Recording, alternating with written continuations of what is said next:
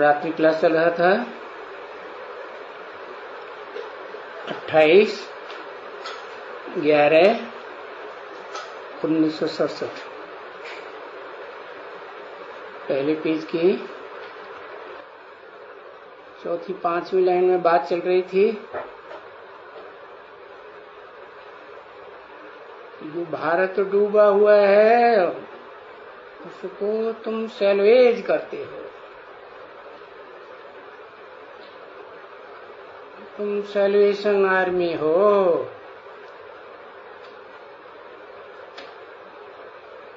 रूहानी सेना भारत को फिर ऊपर उठाते हो। जिस्मानी सेना वालों ने भारत को नीचे गिराया और तुम रूहानी सेना, रूह माने बीज, कहे का बीज, सभी आत्माओं का बीज है। तो तुम जो बीज रूप आत्माएं हो उनका भी कोई बाप है ना। कौन है?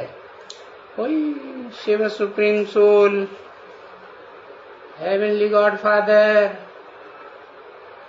जो आकर के तुम बच्चों को सृष्टि के आदि में आत्मिक स्टेज में स्थिर कराया था। और फिर द्वैतवादी द्वापर युग से तुम क्या बन गए?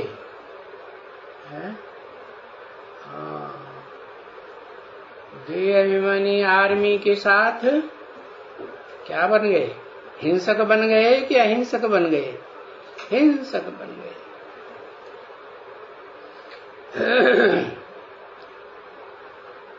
तो हिंसा करने वाली इंद्रियां ही होती है। कौन सी इंद्रिय सबसे जास्ती हिंसा करने वाली है? दुनिया वाले तो कहेंगे हाथ पांव से हिंसा होती है। कहेंगे हाथ पांव इंद्रियों को भी कंट्रोल करने वाला मन है, बुद्धि है। मन बुद्धि से जो एटम बम बनाते हैं वो बड़े पावरफुल है। बाप कहते हैं नहीं, मन कोई ऐसी इंद्रिय नहीं है जो देह अभिमान की इंद्रिय कही जाए। नहीं, वो तो सूक्ष्म इंद्रिय है। जिन इंद्रियों में देह होती है उसको कहेंगे देह वाली इंद्रिय। तो उनमें बाप कहते हैं क्या? कौन सी इंद्रिय? काम इंद्रिय जो है वो सबसे जास्ती पावरफुल हो जाती है। कब? जब देवात्माएं कमजोर बन जाते हैं, द्वैतवादी द्वापर युग से 8 कला से नीचे उतर जाते हैं। तो उनके संग के रंग से तुम जो सृष्टि की सारी मनुष्य सृष्टि की बीज रूप आत्माएं हो वो तेजी से नीचे उतरती है। क्यों? बीज जब धरणी में डाला जाता है, देह अभिमान की धरणी में, तो बीज रह जाता है या सड़ जाता है?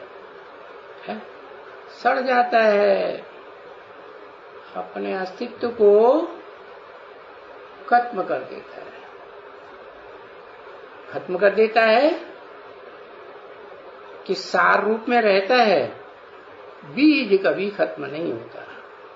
भले धरणी में देखने में आता है कि खाक में मिल गया, परंतु उससे जो पौधा तैयार हुआ ना, अंकुर निकला ना, उस अंकुर में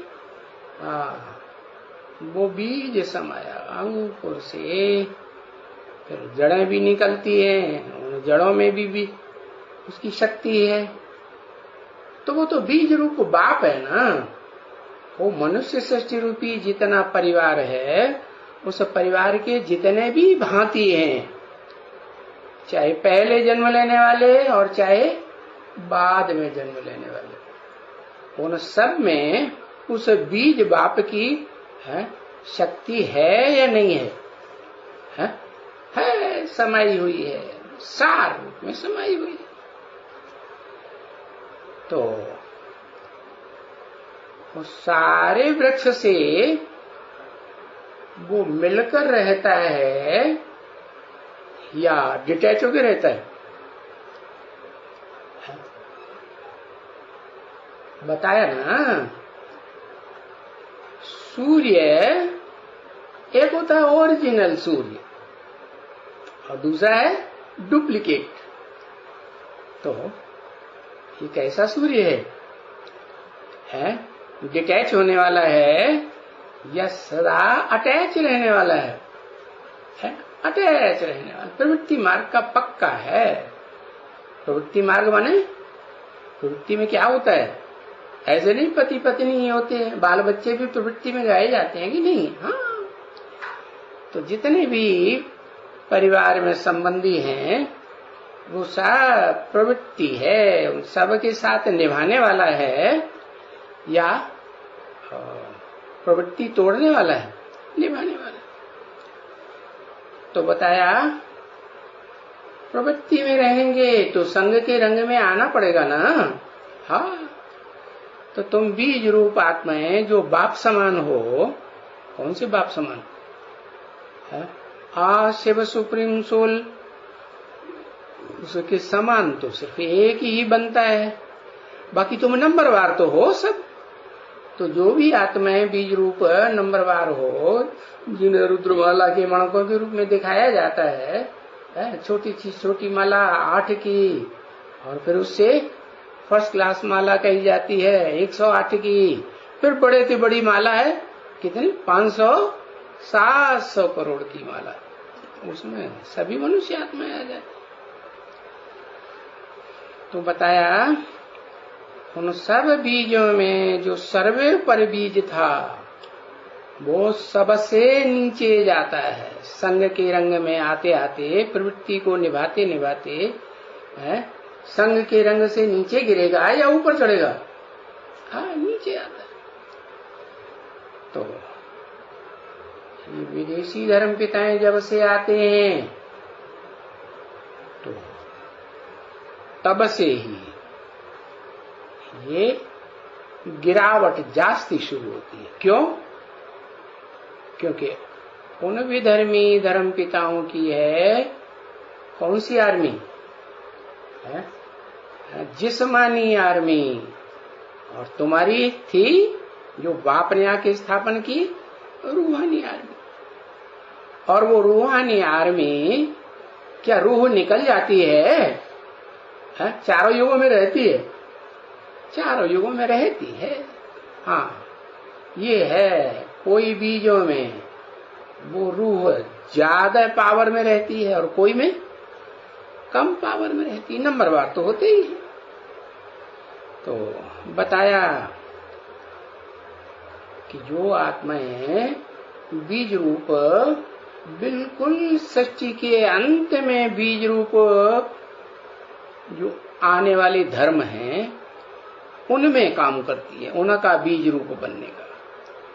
सबसे लास्ट में कौन सा है? किसे कहेंगे?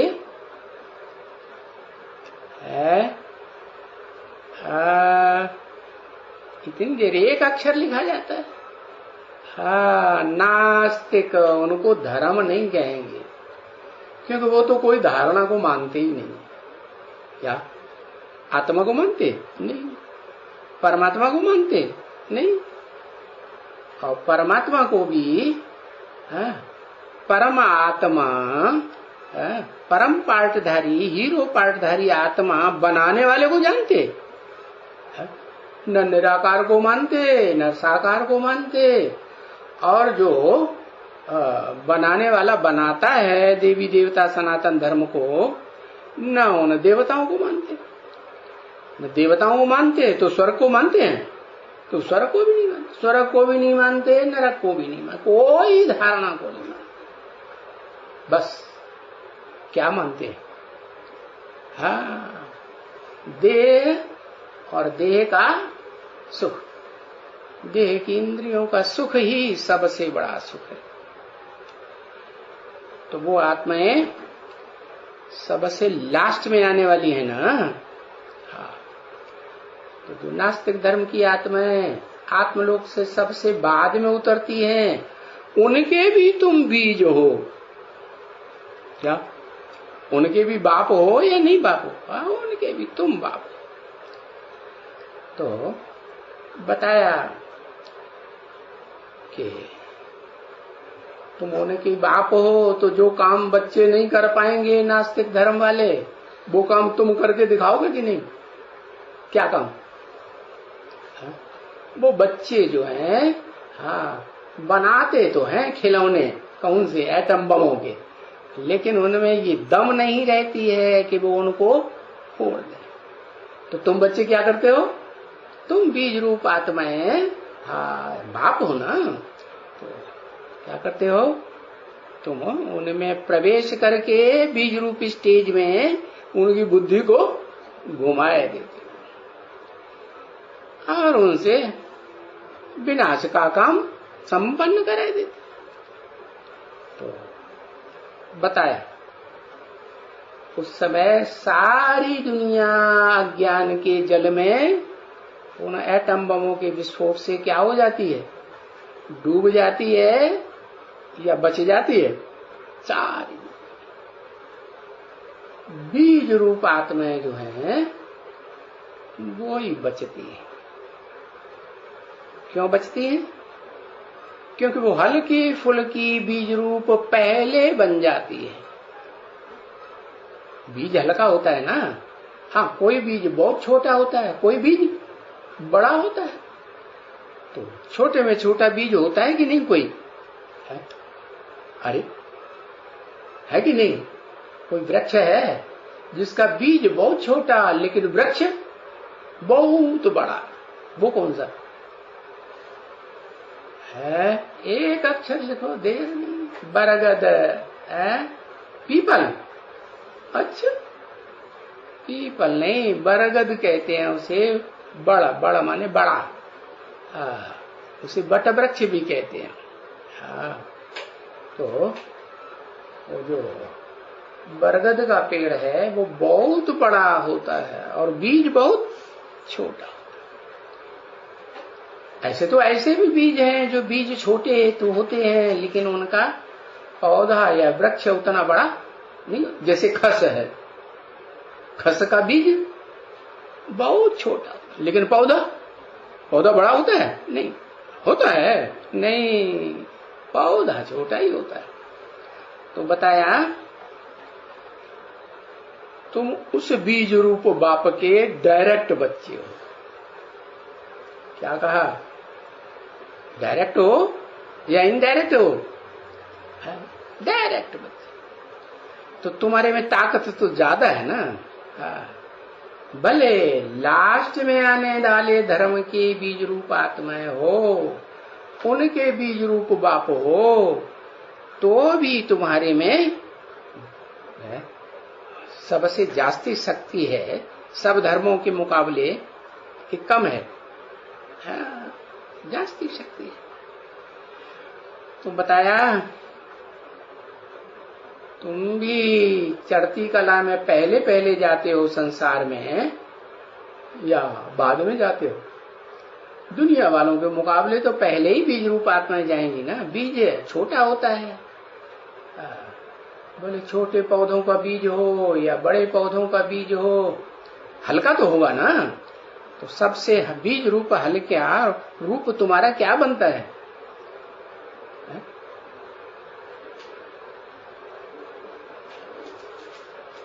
क्या बनता है? आत्मा। आत्मा हल्की बनती है ना। हाँ। तो जो हल्की चीज होती है वो फिर जल में ऊपर रहेगी या नीचे डूबेगी? हाँ, ऊपर है। तो तुम तारू बन जाते हो, तैरने वाले। क्या? जैसे नदी में नाव डूबती है ना, तो जो और नाव खेने वाले होते हैं ना, है? तो खिवैया, क्या कहते हैं उनको, नाविक। हाँ, तो नाव में बैठने वाले बहुतों को बचा लेते हैं, बताते हैं, बचाते कि नहीं? हाँ, तो खुद भी तैरते हैं और तैर करके दूसरों को भी पार लगाते हैं। तो तुम बच्चे हो, है, कैसी डूबने वाले या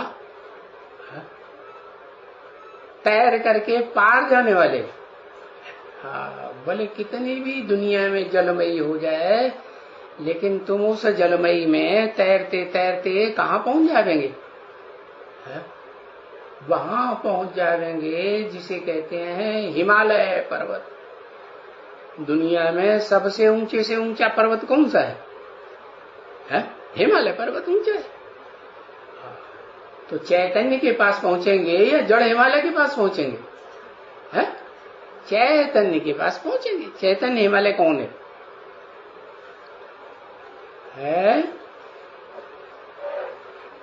हाँ, वो 4 मुखों वाला जो ब्रह्मा है ना, वो है हिमवान। हिमालय कहा जाता है।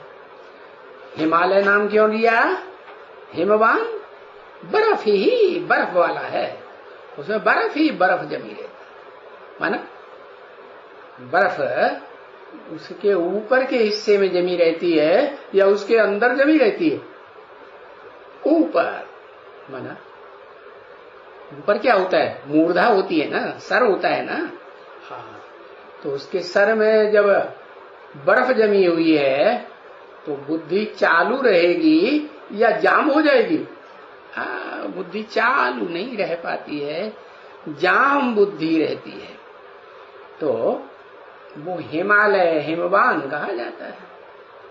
माने मस्तक में उस चैतन्य आत्मा को मनन चिंतन मंथन चलता है? नहीं चल पाता है।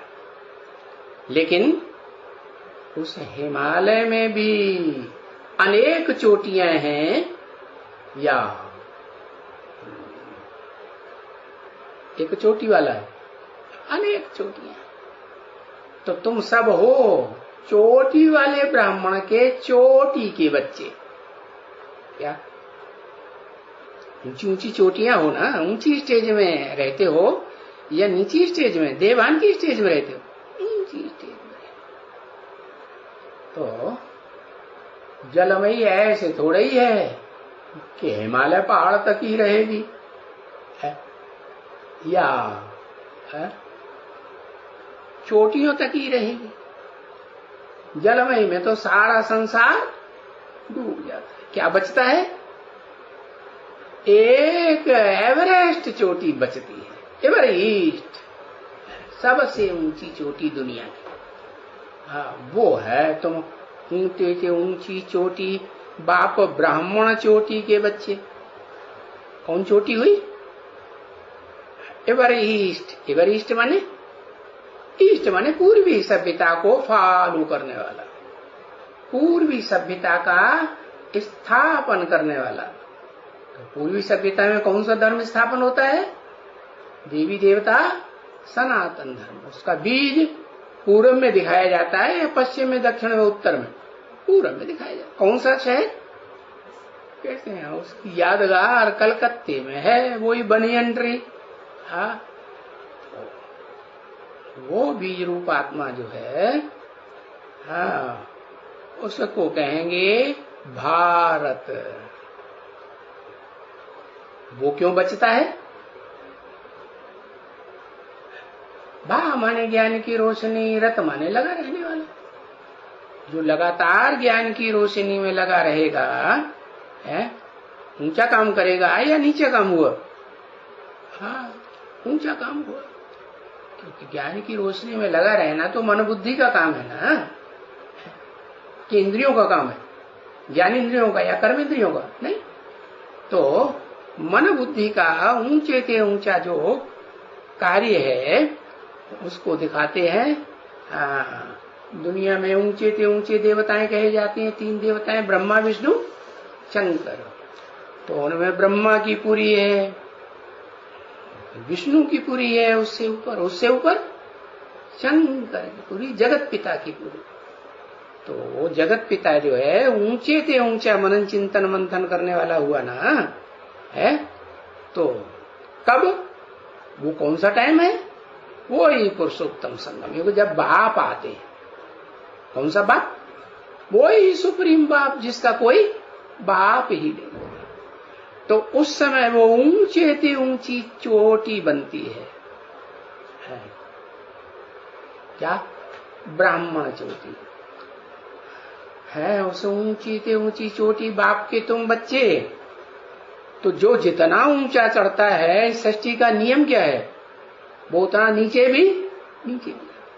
तो सृष्टि के आदि में सबसे ऊंची चोटी, और सृष्टि के अंत में एकदम डूब जाता है क्या? तो भारत की कलयुग के अंत में क्या हो जाती है? चढ़ती कला या उतरती कला?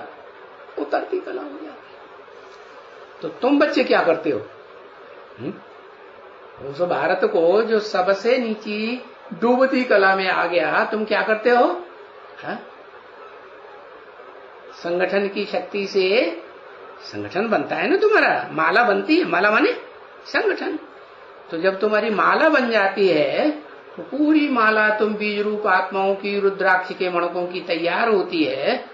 तो तुम दुनिया की सबसे पावरफुल संगठन वाली आत्माएं माला के रूप में सुशोभित हो जाती है संसार में। तो तुम्हारी भी उड़ती कला होती है, और भारत की भी उड़ती कला, ऊर्ध्वमुखी बन जाता है। तो देखो, तुम चढ़ती कला में भारत को ले आते हो, नहीं तो उड़ती कला तो है ना। और डूबती कला इसको कहेंगे। किसको डूबती कला कहेंगे? इसको की तरफ, इसको कहा तो किसकी तरफ इशारा किया है?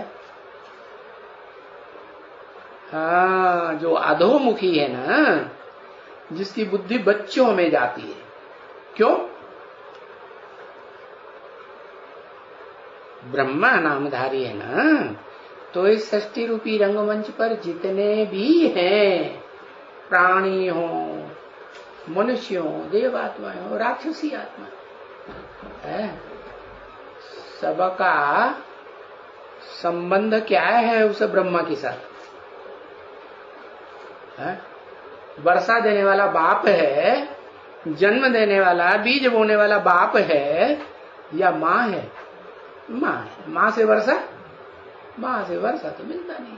हाँ, ये है कि माँ मोह में आकर के बच्चों के अपना वर्षा भी बच्चों को अर्पण कर देती, अपना सारा सुख बच्चों को दे देती है। क्या माँ बच्चों का दुख देखती है क्या? कैसी टेंडेंसी होती है माँ में? खुद दुख सहन करेगी और बच्चों को सुख में देगी। तो वो माँ का जो पार्ट है, जिसमें सारी सृष्टि उसके पेट में समाई हुई है। कौन? दादा लिख रहा है। उसके बुद्ध रूपी पेट में से वो मानसी सृष्टि निकलती है। 500-700 करोड़ मनुष्य आत्माओं की मानसी सृष्टि बनती है ना, है? तो सब प्रकार के जीव जंतु, सब प्रकार की आत्माएं।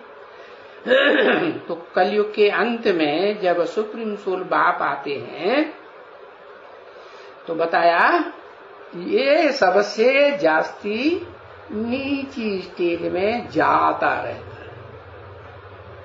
कौन? बच्चों के मोह में आकर। कौन? ब्रह्मा। तो इसको कहेंगे डूबती कला। तो ऐसे बच्चों को फक्र होना चाहिए ना। कैसे बच्चों को? जो लगातार चढ़ती कला में जाते हैं और सबको चढ़ती कला में ले आते। पहले किसको ले आएंगे? बच्चों का फर्ज क्या है? पहले किसको चढ़ती कला में ले जाएं? और बाप का फर्ज क्या है? जो मनुष्य सृष्टि का बाप है उसका फर्ज क्या है? पहले किसका उद्धार करे? माताओं का उद्धार। बाप ने क्या किया? सुप्रीम सोल बाप आकर क्या करते हैं? है? वो भी तो माताओं को महत्व देते हैं ना, पहले प्रेफरेंस देते हैं। तो जो बाप का बच्चा होगा, फॉलोअर, सच्चा, वो भी क्या करेगा?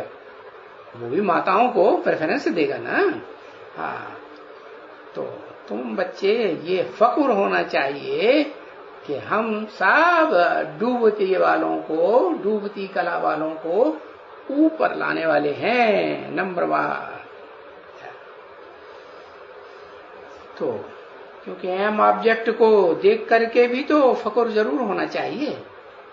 क्या है तुम्हारी एम ऑब्जेक्ट? है जो भी डूबे हुए हैं इस दुनिया में। सबसे पहले किसने डूबना शुरू किया इस दुनिया में? है? अरे बताओ, कोई आत्मा है जिसने? प्रजापिता ने डूबना शुरू किया। अच्छा, वो पहले डूब जाता है। द्वापर युग का भी इंतजार नहीं करता, सतयुग के आदि से ही डूब जाता है।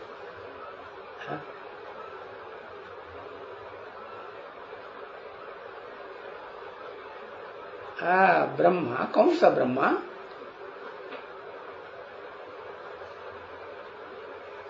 चौमुखी ब्रह्मा। ओ 4 मुखों वाला संगठन बनाने वाला ब्रह्मा। तो जिसने 4 मुखों का संगठन बना लिया है, तो वो तो मुखिया हो गया ना। हाँ, लेकिन दूसरे जो 3 मुख हैं जुड़े हुए उसके साथ, वो उससे ज्यादा पावरफुल होंगे या कम पावरफुल होंगे? ज्यादा होंगे, कम पावरफुल। तो बच्चे समझते हैं कि जो 4 मुखों वाला ब्रह्मा है वो दादा लेकर आ जाए।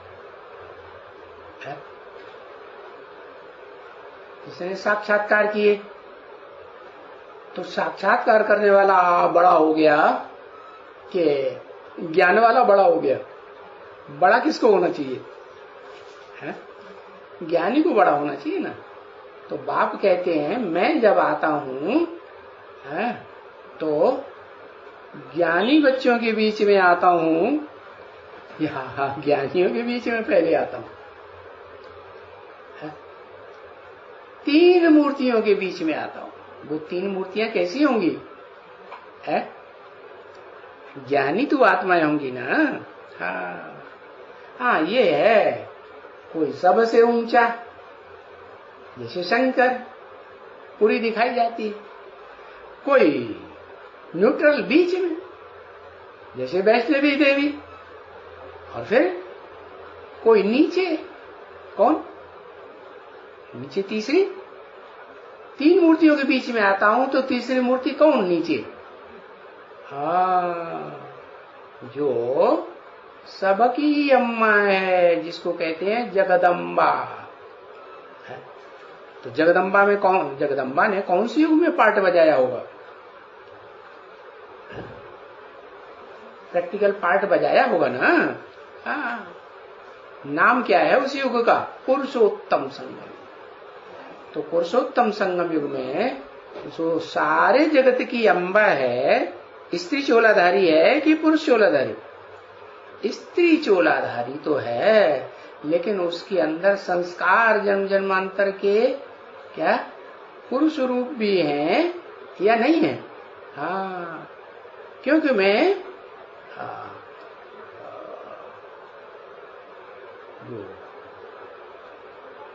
ज्ञान की तीक्ष्णता में ज्यादा जाने वाले हैं,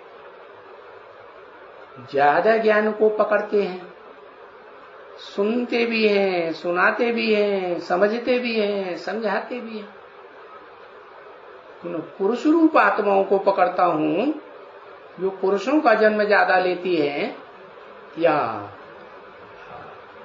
जो आधार मूर्त माताओं का जन्म लेती है ज्यादा, उनमें आता हूं, उनके बीच में आता हूं, किस में आता हूं?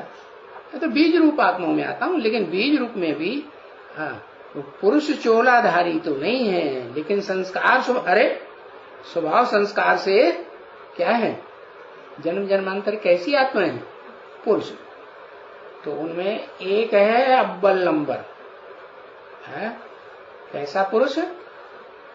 षष्ठी रूपी रंगमंच पर पार्ट बजाने वाला प्रथम पुरुष, क्या कहते हैं? हीरो पार्टधारी, जगत पिता। और फिर उसके साथ माता भी जगत माता। जगत माता माने सबकी माता है या किसी की माता? नहीं, हाँ सबकी माता। अच्छा, जगत पिता की भी माता है? हाँ, क्योंकि जगत पिता नहीं तो कहां से आएगा है? तो बताया कि शिव बाप जब आते हैं तो वो तो प्रवृत्ति बनाने के लिए आते हैं, तो प्रवृत्ति में ही आते हैं। तो ये दो आत्माओं की मन बुद्धि से भी और देह के संबंध से भी प्रवृत्ति बन जाती है। क्या? कलयुग अंत में लास्ट जन्म में कौन सी आत्मा? वही बड़बोली माता है, बोल बोल ज्यादा करती, और उसको कहते हैं वाक देवी, है ना? हाँ, वाचा की देवी। मुख से क्या निकलता है? उसके मुख से वाणी निकलती है ना, शब्द निकलता है ना।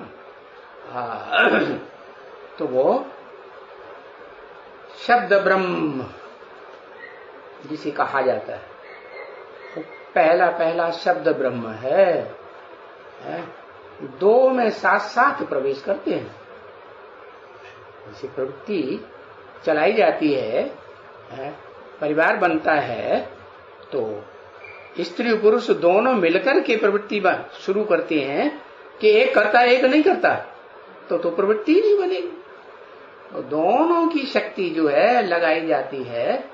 उनमें जो माता है ना, वो बताया वाचा की देवी है।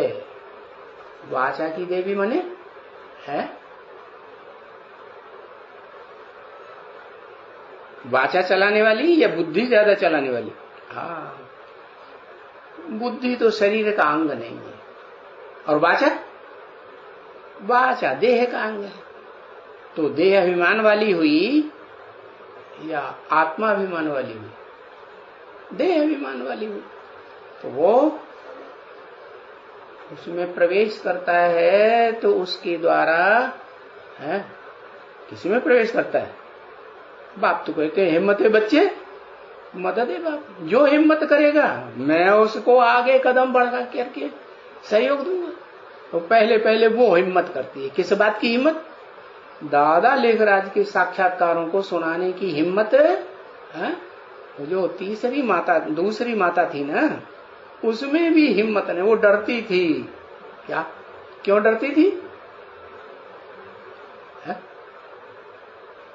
क्यों डरती थी? क्योंकि वो इतनी बड़बोली नहीं थी, फॉलो करने वाली थी, या जवान चलाने वाली, मुकाबला करने वाली थी? नहीं। तो बताया कि उस बड़बोली माता में प्रवेश किया और साक्षात्कारों को वाचा के द्वारा सुनाया। तो जिसने सुना वो हो गया, सुनने के साथ समझेगा भी या नहीं समझेगा? समझता भी। तो वो हो गया सुनने वाला भी और समझने वाला भी है। ज्ञान को सुनने में भी अव्वल नंबर और सुनाने में भी अव्वल नंबर। तो उसको कहेंगे ज्ञानी तू आत्माओं का इस मनुष्य सृष्टि रूपी रंगमंच पर प्रैक्टिकल पार्ट बजाने वाला हीरो पार्टधारी बा। वो जगत पिता हो गया, और माता कौन हो गई? हाँ, वही जगत माता हो गई। और साथ में जो तीसरी मूर्ति बैठी हुई थी ना, मैं तीन के बीच में आता हूं, अकेला नहीं आता हूं। तो तीसरी कौन थी? हाँ, तीसरी वही माता। कौन? जो बोलती कम थी लेकिन बुद्धि से सोचती समझती ज्यादा थी। हाँ, और जिसने जीवन भर उस राम बाप की आत्मा को धारण किया था, क्या सात्विक हो तब भी धारण किया, हाँ, षष्ठी के आदि के जन्म में भी धारण किया और षष्ठी के अंत के जन्म में भी, आदि सो अंत में भी धारण करती है। लंबे समय तक निभाती है या नहीं निभाती, अंत तक साथ देती कि नहीं देती? देती। तो बताया कि वो तीसरी जो आत्मा है वो भी माता है, जिसे कहते हैं वैष्णव देवी। और वो वैष्णव देवी में क्या दिखाते हैं? यादगार में वैष्णव देवी का मंदिर है ना, अमरनाथ के मंदिर के नीचे सबसे पहले कौन सा मंदिर है? वैष्णव देवी। तो वहां भी 3 लिंगियां दिखाते हैं, है? माता है ना, कि पुरुष रूप लिंग है? नहीं, लिंगी है। तो वो 3 लिंगियां कौन कौन है? वैष्णो देवी कही जाती है, विष्णु देवता तो नहीं कहा जाता। नहीं दिमाग में आया? अरे शास्त्रों में गाया हुआ है कि 3 देवियां वो प्रसिद्ध हैं। अंबा माने जगदम्बा, अंबिका माना पार्वती और अंबालिका। अंबा की क्या बालिका कौन हुई? ओम राधे सरस्वती। तो ये तीनों के स्वभाव संस्कार मिलकर के एक हो जाते हैं, हाँ, और वो दादा लेखराज ब्रह्मा के साथ मिलकर के संगठन पक्का बना लेते हैं। हाँ, तो वो जो पक्का संगठन बनता है तो क्या, जो 5वां मुख है ब्रह्मा का, जिसे दिखाया ऊर्ध्वमुखी है। ऊर्ध्वमुखी माने हाँ, सुप्रीम सोल बाप की तरफ या दुनिया की तरफ? हाँ, बाप की तरफ। तो उस बाप की तरफ उन माताओं में से कोई माता है, 4 मुखों वाली माताओं में से, जो देह से तो भले सहयोग निभाती है, किसके साथ? उन 4 मुखों के साथ, लेकिन बुद्धि मन, जो मन बुद्धि है ना, आत्मा, वो किसके साथ रहती है? हाँ, वही जगत पिता के साथ। तो असली जगदम्बा कौन हुई है? मन बुद्धि से जो साथ रहे आदि से लेके अंत तक, वो साथ ही सच्ची पक्की हुई, या जो देह से साथ निभाए लेकिन मन बुद्धि से क्या हो जाए, विचलित तो हो जाए। दादा लेखराज ब्रह्मा के ऊपर क्या हुआ? दादा लेखराज ब्रह्मा जैसे उसका बच्चा हो गया। ज्ञान चंद्रमा ब्रह्मा किसका बच्चा हो गया? वो भी जगदम्बा का बच्चा हुआ कि नहीं? हाँ, तो वो अम्बा है देह भान वाली, तो वो बच्चे की तरफ आकर्षित हो गई। अब जब आकर्षित हो जाती है तो उसके पीछे पीछे उसको भी देह धारणी जो बताई जाती है, कौन? जिसे पार्वती कहते हैं, जिसे अंबिका कहा गया शास्त्रों में, तो वो भी साथ तो रहती है देह से। ऐसे नहीं कि बुद्धि से साथ छोड़ देती, साथ रहती है कि नहीं? साथ रहती है। तो उसका विरुद्ध पक्का है क्या? किसके साथ रहेगी? है? जो बाप समझाते हैं। क्या समझाते हैं? बाप क्या कहते हैं? तुम संग खेलूं, तुम संग खाऊं, तुम संग साथ श्वासों श्वास निभाऊं। है ना। तो एक जन्म की बात या जन्म जन्मांतर की बात? जन्म जन्मांतर की बात है। तो बताया कि उड़ती कला में तुम जो जाते हो, उस उड़ती कला में ले जाने वाली आत्माओं में कोई सबसे ऊंची ऐसी आत्मा है जो भारत को सबसे आगे आकर के डूबती कला से उठती कला में ले जाती है। कौन है?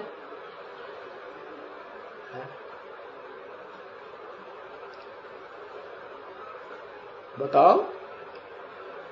अरे बाबा कहते हैं जो शास्त्रों में नाम है वो काम के आधार पर है। तो कौन है? पार्वती नाम है ना, है? शंकर को जगत पिता कहते हैं, पार्वती को पार लगाने वाली कहते हैं। तो सारी दुनिया को पार लगाने वाली या किसी को छोड़ देने वाली? सारी दुनिया में जगत पिता भी आएगा कि नहीं? जगत पिता माने भारत, भा माने ज्ञान की रोशनी, रत माने लगा रहने वाला। तो ज्ञान की रोशनी में जो लगा रहने वाला है उसको भी पार लगाती है। कौन सी पावर से? है वही पवित्रता की पावर। कौन सी पवित्रता? जिसकी बुद्धि में कोई दूसरा प्रवेश नहीं कर पाता, दूसरे की तरफ आसक्त नहीं होती। तो बताया कि वो परम पवित्र माता हुई ना, है? स्त्री चोला है तो माता तो बनेगी ना, नहीं? तो बताया कि तुम जो बच्चे हो तुमको फख्र होना चाहिए। अपनी आत्मा का पार्ट का पता चले तो फख्र होना चाहिए ना कि मैं कौन सी आत्मा हूं। अरे मैं वो आत्मा हूं जिसके लिए ये गायन है, क्या नाम के आधार पर? काम, पार्वती, सारे संसार को पार लगाने वाली। तो नशा चलेगा कि नहीं? हाँ नशा चलेगा, फख्र होना चाहिए। क्योंकि एम ऑब्जेक्ट तुम्हारा रखा हुआ है ना, ये लक्ष्मी नारायण के चित्र में एम ऑब्जेक्ट है ना। तो एम ऑब्जेक्ट को देख करके भी तो जरूर फख्र होना चाहिए। क्या फख्र होना चाहिए? कि ये जो एम ऑब्जेक्ट है ना बाबा की पढ़ाई का, बाबा की पढ़ाई रूहानी पढ़ाई है ना, उस रूहानी पढ़ाई में जिन रूहों ने पढ़ करके ऊंचे से ऊंचा पद पाया है, उसमें हमारा ये एम ऑब्जेक्ट है। तो सबसे जास्ती नशा किसको चढ़ेगा? है किसको चढ़ेगा?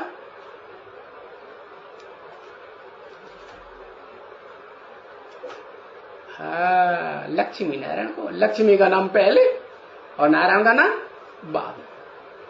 माना नशा चढ़ने की शुरुआत भी जब होगी ना, तो पहला नशा किसको चढ़ेगा? लक्ष्मी को जो नशा चढ़ेगा वो नारायण को उतना नहीं। नारायण लक्ष्मी के द्वारा फिर नारायण को नशा चढ़ेगा। तो बताया तुमको फख्र चाहता है, नहीं तो तुम्हारी ये एम ऑब्जेक्ट है। और वो एम ऑब्जेक्ट सुनी भी है, नर से नारायण और नारी से लक्ष्मी बनते हैं। सुनी है कि नहीं? सुनी है। और फिर उसमें भी कथा किसी की गाई जाती है। सत्यनारायण की कथा गाई जाती, सत्य लक्ष्मी की कथा गाई जाती है। क्यों नहीं गाई जाती है? क्योंकि षष्ठी रूपी रंगमंच पर पार्ट बजाने वाली जो भी आत्माएं हैं, ऑलराउंड पार्ट बजाने वाली भी हैं कि नहीं? हाँ, जो भी बीज रूप आत्माएं हैं उनके बीच में सच्ची सच्ची आत्मा अव्वल नंबर कौन है? कौन? एक अक्षर लिखो।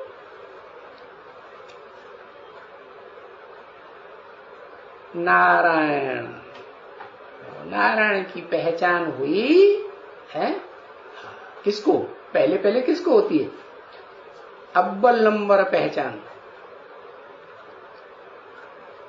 है किसको होती है? लक्ष्मी, आदि लक्ष्मी को। लक्ष्मी नामधारी तो बहुत है सतयुग में, पीढ़ियां चलती है ना लक्ष्मी नारायण की गद्दी की। हाँ, तो जैसे king Edward first, second, third, ऐसे ही सतयुग में देवात्माओं की भी पीढ़ियां चलती हैं। तो नंबरवार लक्ष्मी नारायण तो बनेंगे ना, गद्दी नशीन। हाँ, तो बताया कि ये एम ऑब्जेक्ट जो तुमने सुनी है और शास्त्रों में वो कथा भी गाई हुई है। कथा कहानियां कहाँ की है यादगार? संगम, पुरुषोत्तम संगम की यादगार।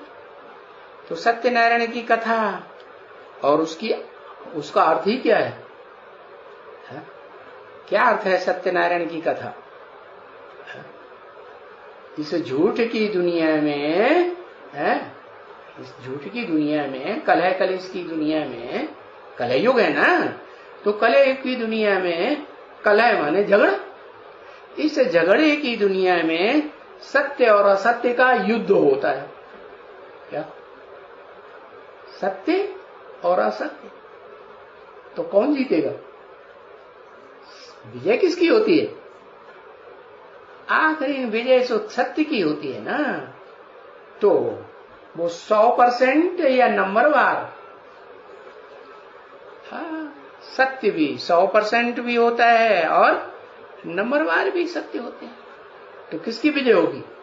जो 100% सच्चा साबित होता है उसकी कथा बनती है सत्यनारायण की कथा। इसका मतलब लक्ष्मी 100% नहीं हुई। क्यों?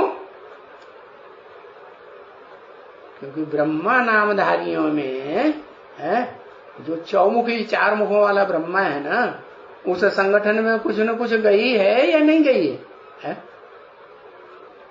कि पूरा ही सपोर्ट किया है? जो 100% सत्य होता है उसको नहीं किया ना। चंद्रवंश में चली गई, चंद्रवंश में जाके जन्म लिया तो परवरिश भी वहां लेनी पड़े ना। हाँ, कन्या का चोला है तो परवरिश तो लेनी पड़े। तो बताया उसका अर्थ ही है सत्यनारायण का। क्या? कैसा नारायण? हाँ, नारायण नामधारियों में जो भी हो उनमें अव्वल नंबर 100% सत्य का पार्ट बजाने वाला और झूठों के साथ युद्ध करने वाला। तो क्या बता दिया? बाबा ने तो बता ही दिया। बच्चे, इस दुनिया में सारी दुनिया तुम्हारा क्या बनेगी? सारी दुनिया तुम्हारा दुश्मन बनेगी। क्या? हाँ, ये है, कोई लंबे समय तक साथ निभाएंगे और कोई बीच में ही धोखा देके चले जाएंगे और विधर्मियों से मिल जाएंगे, दुश्मनों से मिल जाएंगे और वे टक्कर लेंगे। तो बताया इस सत्यनारायण की कथा का अर्थ ही है। सत्यनारायण का अर्थ हुआ ना क्या? झूठ के साथ युद्ध करके सारे संसार के बीच में सत्य साबित होना। कैसे? जितने भी नरम नाम के मनुष्य हैं, नर माने मनुष्य, इंसान, उन नर से नारायण बनने की कथा, अव्वल नंबर में जो नारायण बनता है उसकी कथा। अभी तुम सच्च नर से नारायण बनने की कथा सुन रहे हो। क्या? सच्च नर क्यों लगा दिया है?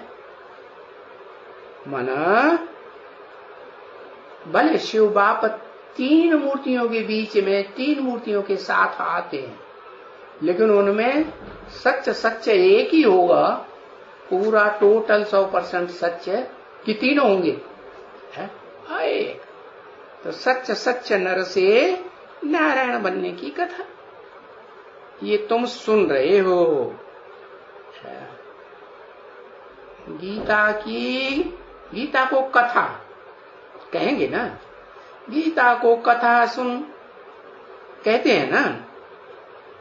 तो ये देख करके एम ऑब्जेक्ट और प्रैक्टिस करते हुए आगे बढ़ते हुए पुरुषार्थ में कि बाप कहते हैं कि ऐसे बनने चाहते हो, कैसे है? कैसे बनना चाहते हो? इस झूठ की दुनिया में है? सच बनना चाहते हो अव्वल नंबर। अच्छा अव्वल नंबर ना सही तो दूसरा नंबर ले लो, नहीं अच्छा तीसरा नंबर ले लो, है? पास विद ऑनर तो और फर्स्ट क्लास से भी ऊंची स्टेज है ना, पास विद ऑनर। वो तो 8 बनेंगे ना, तो नंबर ले सकते ना। हाँ तो ऐसे बनना चाहते हो, हाँ ऐसे बनना चाहते हो, 2 बनो। और जो बनेंगे ऐसे तो ऐसे के साथ ही रहेंगे, साथ ही निभाएंगे जन्म जन्मांतर, या धोखा देंगे? साथ ही निभाने वाले। तो बनना चाहते हो, है? क्योंकि ये तो बच्चे जानते हैं कि इनकी माला बनी हुई है संगठन रूपी, किनकी? जो ऐसे बनना चाहते हैं और बनने चाहने के लिए पुरुषार्थ भी ऐसा ही फॉलो करते हैं। फॉलो करके तो बताया इनकी माला बनी हुई है। अव्वल नंबर माला पहले पहले इनकी माला बनती है कि कोई दूसरों की? पहले पहले 8 की माला बनती है। राजधानी तैयार होगी तो राजधानी में कितनों का संगठन होगा?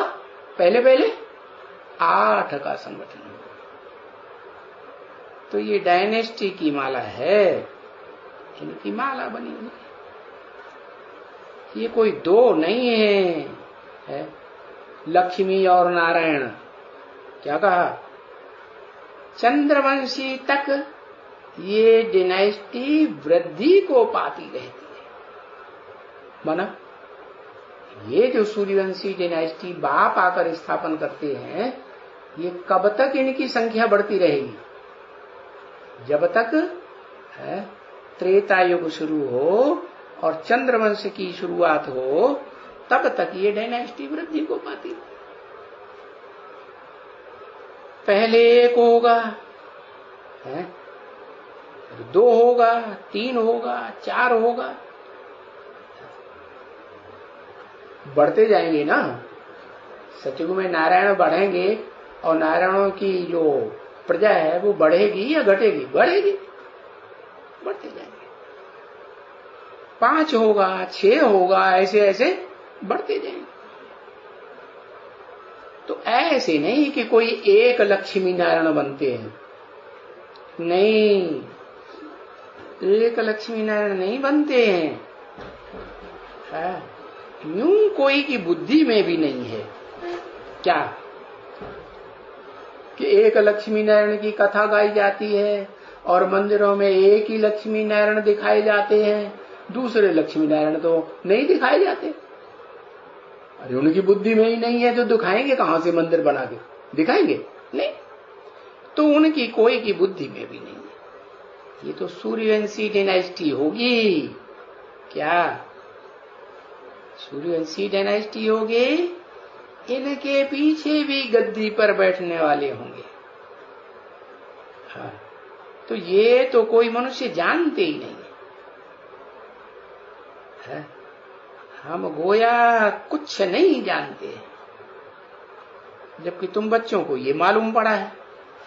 क्या बाप का क्या मालूम पड़ा है? बाप का क्या मालूम पड़ा? अरे सारा ज्ञान मालूम पड़ा ना, सारी कथा, सारी हिस्ट्री मालूम पड़ी ना बाप की। बाप खुद भी कहते हैं ना, मेरे द्वारा तुम मेरे बच्चे मेरे को जानकर पीछे बाप को जानने के साथ फिर मेरे द्वारा ही सब कुछ जान जाते हो। कौन सा बाप कहते हैं? वेद के बाप तो 2 बताए, एक मनुष्य सृष्टि का बाप और दूसरा वो बाप जो सब बापों का बाप है, जिसका कोई बाप नहीं है। तो किसको जानने से तुम सब कुछ जान जाते हो?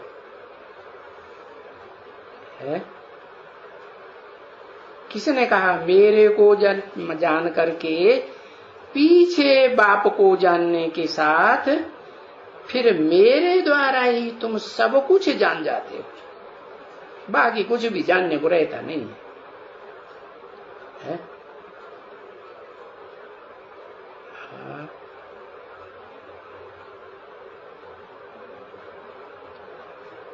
क्षेत्र, क्षेत्र क्या है? क्षेत्र माने शरीर, क्षेत्र माने खेत, स्थान जिसमें बैठ करके आत्मा पाठ बजाती है, जिसमें जिस खेत में, जिस स्थान में आत्मा, जिस घर में, प्लॉट में रहा जाता है ना। हाँ, हाँ। मनुष्य सृष्टि का बाप की बात बताई कि बाप खुद भी कहते हैं ना, मनुष्य सृष्टि का बाप खुद भी कहते हैं। क्या कहते हैं? मेरे द्वारा मेरे को बच्चे जान करके, मेरे द्वारा मीडिया कौन हुआ? मनुष्य सृष्टि का बाप। मेरे को बच्चे जान करके, जब तक मेरे को नहीं जानेंगे, मेरी हिस्ट्री पूरी नहीं जानेंगे। क्या मेरे को जानना का मतलब क्या? सिर्फ ये जान लेना कि बिंदी है? नहीं, वो बिंदी आत्मा में 84 जन्मों का पार्ट भरा हुआ है, वो भी जानना है कि नहीं? हाँ, मेरे को जानकर पीछे बाप को जानने के साथ। कौन से बाप को जानने के साथ? हाँ, सुप्रीम सोल बाप को बाद में पता चलेगा। पहले साकार शरीरधारी है ना, वो पहले किसको पहचानेंगे? शरीरधारी बाप को पहचानेंगे कि निराकार को पहचान लेंगे? पहले शरीरधारी बाप को पहचान, तो बाद में आत्माओं के बाप को जानने के साथ फिर मेरे द्वारा ही, क्या? हाँ, द्वारा माने मीडिया। फिर भी किसको बताया?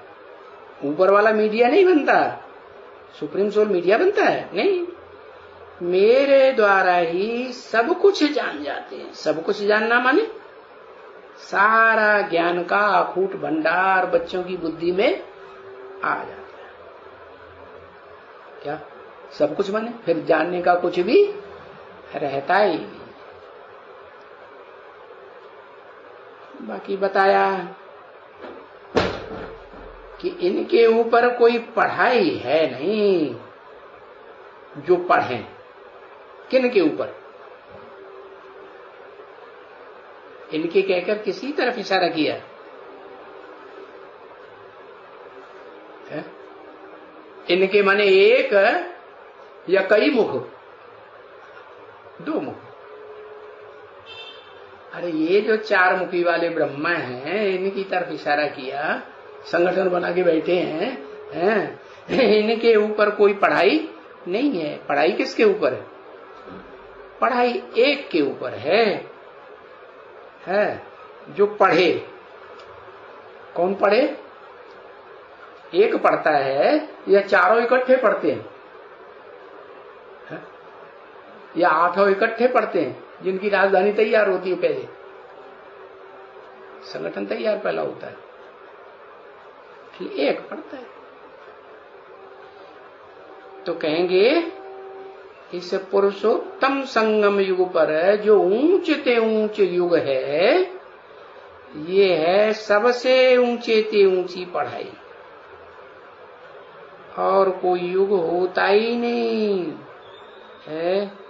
न सतयुग त्रेता का संगम, न त्रेता द्वापर का संगम, न द्वापर कलयुग का संगम, न द्वापर कलयुग का जो संगम 1250 वर्ष पहले हुआ था ना, वो भी नहीं। सबसे ऊंचे ते ऊंचा युग कौन सा? पुरुषोत्तम संगम। कलयुग का अंत और सतयुग के आदि में ऊंचे ते ऊंचा बाप, जिसका कोई बाप नहीं, वो supreme soul heavenly God father आकर के जो ऊंचे ते ऊंचे पढ़ाई पढ़ाते हैं, वो किसके ऊपर पढ़ाई पढ़ाते हैं? जिसके घर घर में कथा गाई जाती है, जीवन कहानी सुनाते हैं। बेचारे जानते नहीं है असली जीवन कहानी, वही लीलावती कलावती लकड़ा लकड़बग्गा सुनाए देते हैं, लेकिन गाते तो है ना सत्यनारायण की कथा। चौपड़ी के ऊपर तो लिखा ही हुआ है ना, क्या? सत्यनारायण की कथा। तो वो ऊंचे ते ऊंची पढ़ाई इनके ऊपर, किनके ऊपर? ये चार मुखों वाले ब्रह्मा के ऊपर नहीं है। किसके ऊपर है? एक सत्यनारायण के ऊपर है। ओम शांति।